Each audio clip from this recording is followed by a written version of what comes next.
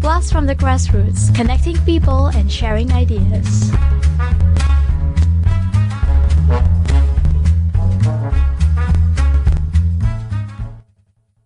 And hello and welcome back to Duran ASEAN. You're with Gowri. And this is Arlene. And we are moving on to our Blast from the Grassroots section for this morning. And we'll be talking about a very interesting show that's happening in the PJ Live Arts. And we have the director in the house and also one of the comedians. So let's say hello to them. Hi guys. Hi, how are you? I'm very good. How are you guys doing? We're very good actually. Yeah. A bit early, but yes. A bit early lah. And 2 flights of stairs. Come on, guys. Lift or something would be nice. Well, we'll talk to our boss about that. Maybe we can have it moving up or something. Yeah, escalator. Yeah. I mean, progression. We have to progress, right? Oh, you know that little lift chair that you have to put on the stairs. I mean, that's pushing it already. I'm just trying. I'm trying. You do try. Yeah. So, Llew. Yes. Is that how I say your name? Yes, Llew Marsh. Llew yes. Marsh. So you're the director Yes. of Come In Your Face. Yes.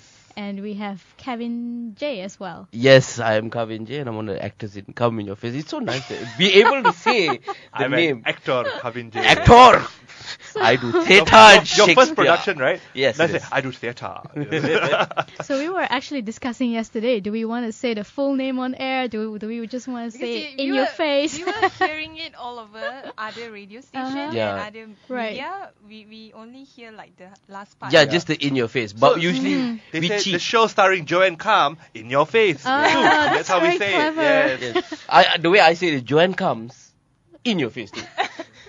But why it is spelled as KAM? Like, Because Joanne's name is Joanne Kam. So every production we do has to be calm, fully loaded, super calm. You know, it's a play on words, and I think because it's a comedy and it's mischievous, it's like Joanne. If you watch her comedy, she doesn't say rude words. She just says things which make you think it's Okay. a rude word or Yeah. a naughty word. So she alludes to something, and that is the magic of comedy, I think, where you don't say something but you pretend or you kind of like suggest something, and then Right. everyone goes, I know what you're talking about. It's like an Yeah. innuendo. Yeah. That's right. And it sounds better than J in your face. Or Marsh. Marsh in your face. Yeah, Marsh in your face means act now. Stop singing the flat note. Yeah. So Marsh, now I'm calling you Marsh. It's okay. Part of my name. Tell us your experience directing the show, or even how you got started. Because I done some research on you. It seems that you did a lot of musical directing in the past, and this is your first time actually. I think for me it's a progression in my career. Like I started off as acting, and then I started doing stage management, and I also did a lot of music direction and conducting. But doing a lot of theater, I've always had this I would say this tie up between theater and music. So for me, and I love comedy. So when I travel, I like to watch a lot of things, and comedy is really, really something that it's very, very hard to do. And I did a lot of comedy plays in college, and I've always enjoyed it, and I always enjoy the craft of it. I love watching people like Robin Williams, Lucille Ball, Jerry Lee Lewis, the old timers, Okay. and they have a certain style that they have, and it's a craft. It's not just going out there and being naturally funny. It's a craft. So I've always enjoyed that. So as I've always produced stuff, and in the last few years, I've always wanted to direct, and I wasn't ready. But now I feel like I have the opportunity, and I have the knowledge behind me to pull together people on stage, and technicality, creative, your how the technical stuff side of things, the creative side of things. So that's how I enjoy it, and how what I like to do. Yeah. And this is your first time directing the whole piece, and not just as a musical director. I do a lot of corporate shows. Okay. This is my first big theater production as a director. I have directed a small piece for Short and Sweet Musical, Okay, which won 4 awards. That was 2010, and that was when I decided, okay, I'm going to start directing now. Yeah.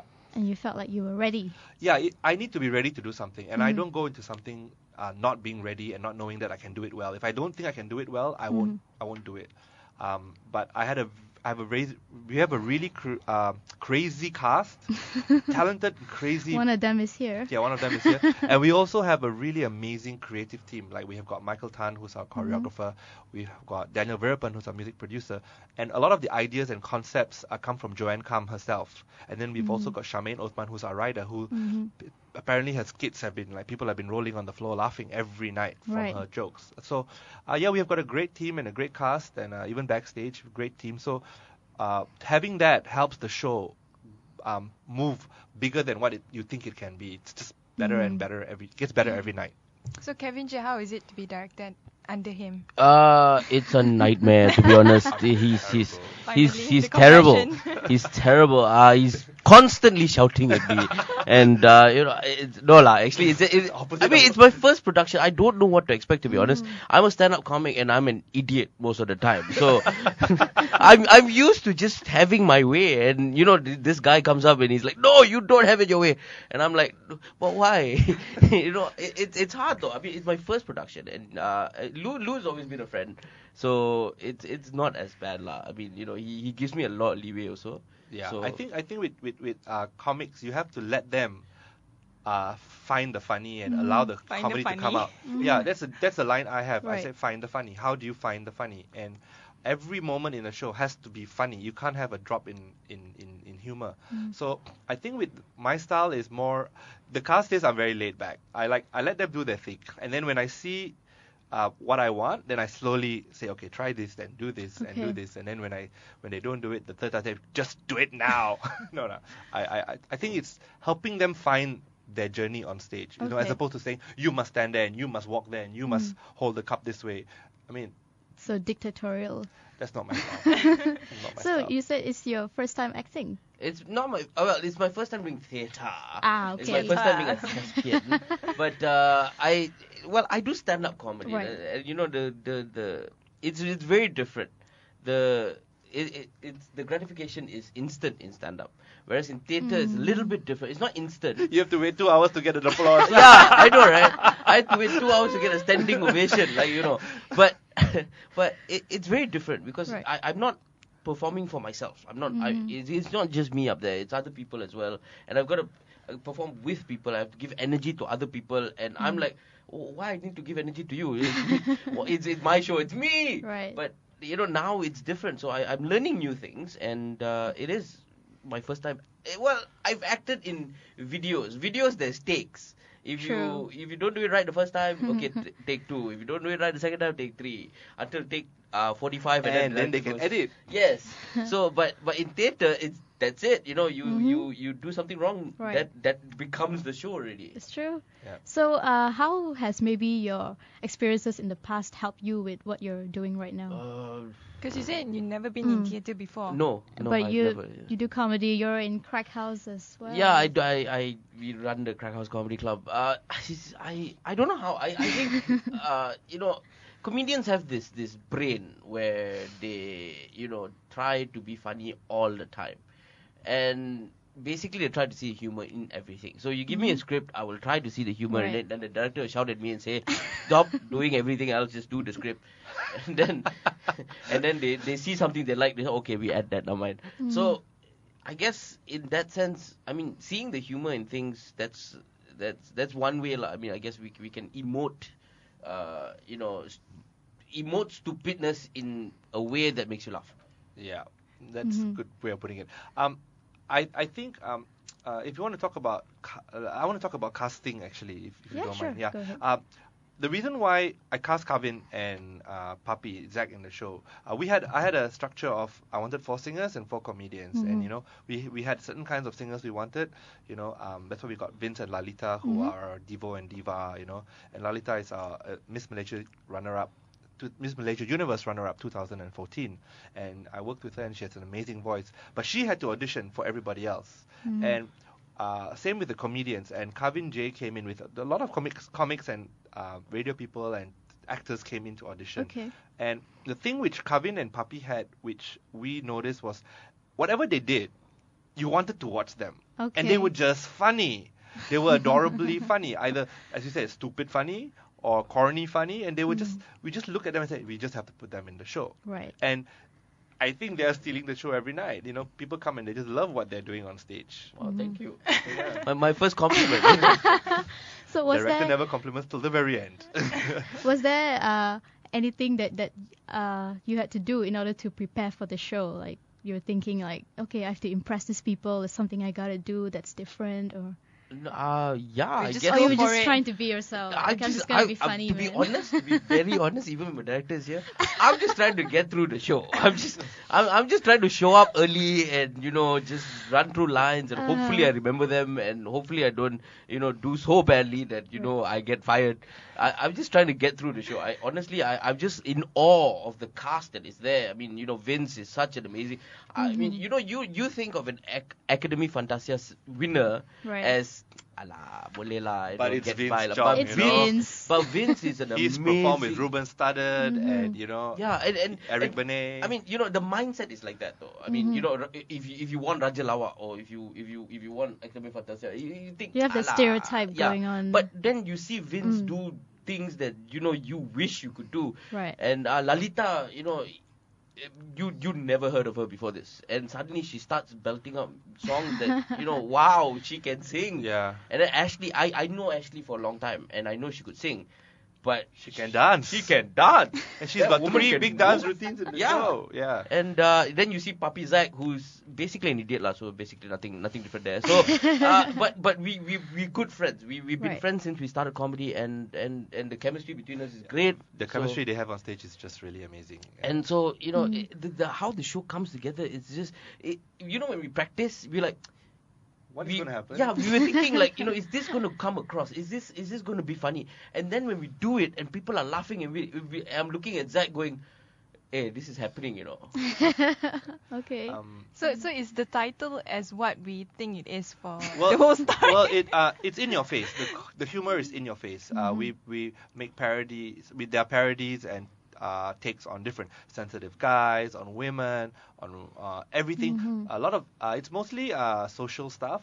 I don't think we're very political. I think humor can be many things, but our humor is very situational. We got a bad boy whose girlfriend dumps him. We've got these 2 guys who are sensitive and want to meet the perfect girl. We've got 2 girls dating guys which they think are the perfect guy, but they're in denial. Spoiler alert. Yeah, but I'm not saying the punchline. So yeah, we've got this couple of skits which are one is a TV show and one is about a club somewhere. So but the humor that goes into each one, we really take the Mickey out of a lot of things. Yeah. And it's not like a proper storyline musical. If you're looking for a storyline, But in saying that, when I was directing the show, I tried to make sure that every scene or every segment was kind of linked to another segment. Yeah. Okay. And there's an intro and there's an outro. And although it's skits and songs, there actually is quite a flow to it. I like to have things which flow and move along, and there's no break in it. it's better than Michael Bay lah. But directing a comedy, right? Does the humor have to be present in the script itself, or you leave it to Of the course. actors? Or When Charmaine writes her scripts, she emails it to Joanne and me first. okay, And I read it. And if I laugh while I'm reading it, I know it's going to be a good script. okay, And sometimes the script is okay funny, but then when you give it to actors, they make it really, really funny. So what we do is when we rehearse the scenes, I work on the writing and on the acting. I tell Charmaine, okay, maybe this scene you need to rewrite this segment right. to make it funnier because this doesn't land. And I think the process of creating a show is not just a script is there, you go and read it and it happens. You have to make you have to edit, you have to well, how would I put it? You have to you add things, you take things out, you cut and paste, and you make sure that the show is better than what it never is the first script or first thing you have on Right. paper. It always it gets more and more and more. So it evolves along Yeah, the and way. then when the actors are in front of an audience, sometimes certain things come out. Right. And audience laugh at places that you don't think they would laugh at. And sometimes they laugh louder at this joke, and sometimes they laugh louder at that joke. So you have to make sure that the show is always funny. Does he scold you for too much ad-libbing or anything? Yeah, all the time. All the time. Just basically the whole time. Just come in, stop doing things. Hey, you're doing things. That's right. It's great. Basically, that's how it sounds. That's my impression of. Oh, Yeah, okay. I'm a mean director. Don't let them do anything. I mean, there's a lot of freedom for them to play within a certain Right. structure. Of course. Yeah. I'm just wondering, like, is there any difference between the comedy culture in Malaysia compared to other places that you might know? Are you Because talking you- about you- stand-up comedy or like comedy, performance comedy? I would say I mean, there's a anything that is huge related. difference. I performed in from UK all over Asia, Malaysia, Singapore, all that. But there is a huge difference. There is a huge difference in every single country. You go like Malaysia and Singapore is a huge difference already. Like Singapore, they are more.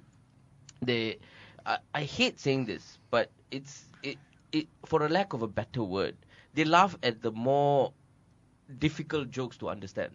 Oh. But Malaysians like the simpler stuff.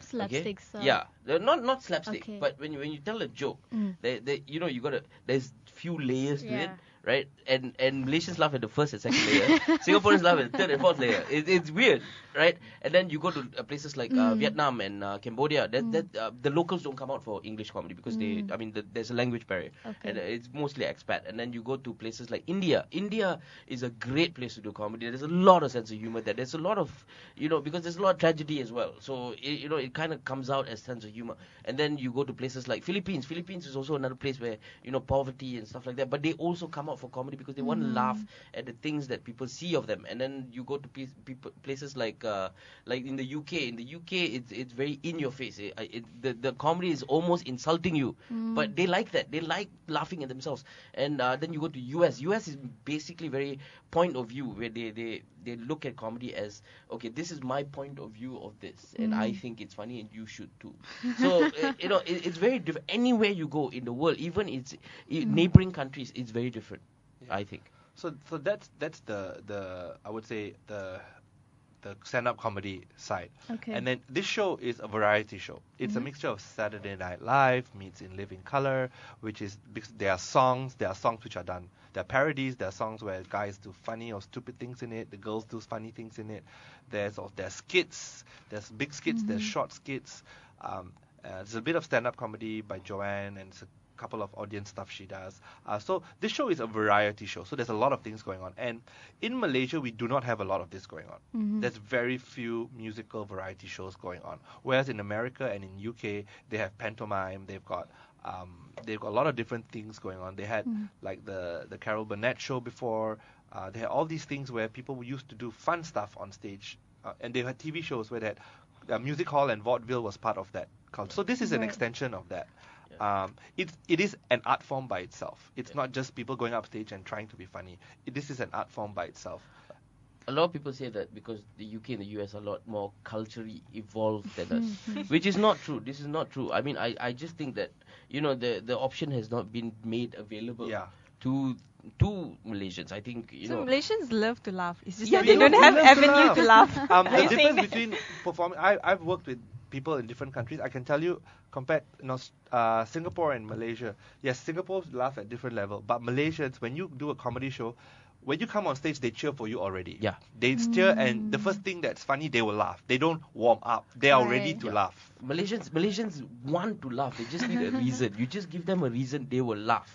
I mean, the reason must be also slightly good enough, lah. Yeah, but Malaysians in general always laugh. Yeah. They are funny people. They are smiley people. I mean, I think Malaysians are very warm, and we've got that personality that people always say. If you travel around the world, they'll say, I've got a Malaysian friend. She's amazing, or he's amazing. He's so fun to hang out with. And so I think inherently we are fun people. So that comes across in the shows we do, and they want funny on stage. They want to see people do funny stuff. Yeah, and things like this have not been available to Malaysians. I think it's great that we make these available, and a lot of times when the audience come, they don't know what to expect. They're like, is this a stand-up comedy show? Is this singing? Is this dancing? We don't know what is going on. But when they sit through the show, they go like, actually, I quite enjoyed that. We had our Sunday, our guest. We have a guest every night. And we had Kwa Jen Han as our guest. Oh. And after the show, he said, you know what? I really like doing this. So I said, you want to do it again? He said, yeah, why not? I mean, he's done stand-up comedy. He's done acting. He's written for plays and musicals and all that. But I think for him to be part of a variety show, which is kid-centric, it's a fun thing to do. And it's amazing because you see people playing different characters. They sing this song, then they do this funny dance step, and then they play this character, and then they play that character. And I think role play is very fun because you get to travel out of your mind and go places, and people want to take that adventure. Here's a confession. When I first started this, I was a manly man. I thought this is, but the problem was that I had the wrong mindset coming into this. I think I was almost embarrassed to come out. And when opening night, and not opening night, I think second or third night, when my friends were there, I got really self-conscious of myself. I'm like, oh no, they're gonna make fun of me. They do make fun of me still. But the problem, the thing was, they enjoyed the show, and I felt like, hold on a minute, I'm doing something great. I love the production. I love being in it. I'm gonna miss it when it ends.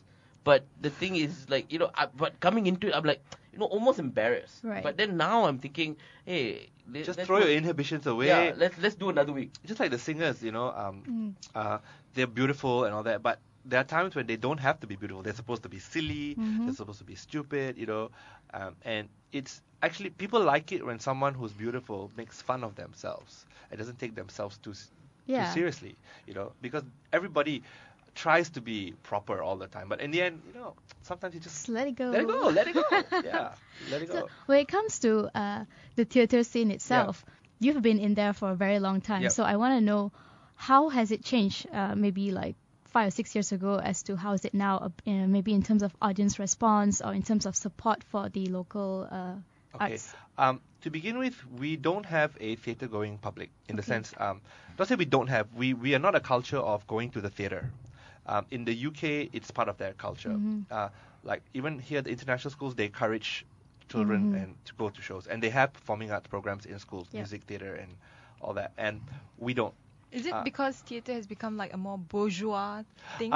At one point, I think in the 80s it was like, the lawyers and the doctors, they were like, oh, let's go and watch theatre, and Actors Studio started off doing stuff, and there were a lot of people doing theatre. And then after a while, I think a lot of people came back from overseas, and also we have been receiving productions.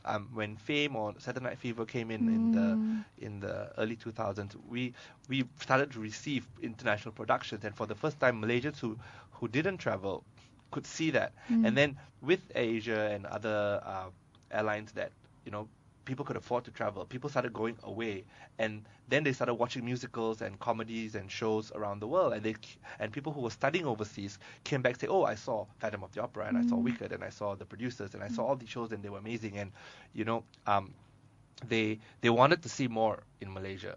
And therefore, being a performance artist or being an actor or a singer wasn't a career option 10-15 years ago, but then people started going and studying that art, and LaSalle in Singapore helped that. There are people like Stephanie Van Driesen and Safia went to LaSalle, came back, and now I'm starring in musicals and shows. And then shows like Puteri Gunung Ledang open up a whole new door, like a hangar door for everyone, because people went, oh my God, that's a Malaysian production. Yeah. And I have to say this, I've seen huge productions in Singapore, but 50 to 70% of the creative team are not Singaporean. Whereas in Puteri Gunung Ledang, I would say 90% of the people involved are all Malaysian. So I was very proud to watch that show because you saw a lot of different people from different disciplines in Malaysia coming together to put on an amazing show. And then we went, let's do it. We can do this. And then people started taking, okay, we can put on more and more and better shows. But having said that, I think we still have a long way to go in terms of course. audience. I mean, look, I come from Cheras, where I didn't go to international schools. There was no program for theatre. Right. We played football in a field with mostly sand.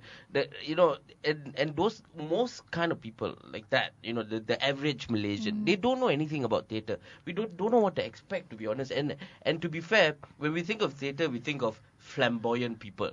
So we think of Shakespeare. Yeah, Shakespeare, and I don't understand what he's saying. I hardly understand English. I don't even understand what he's saying.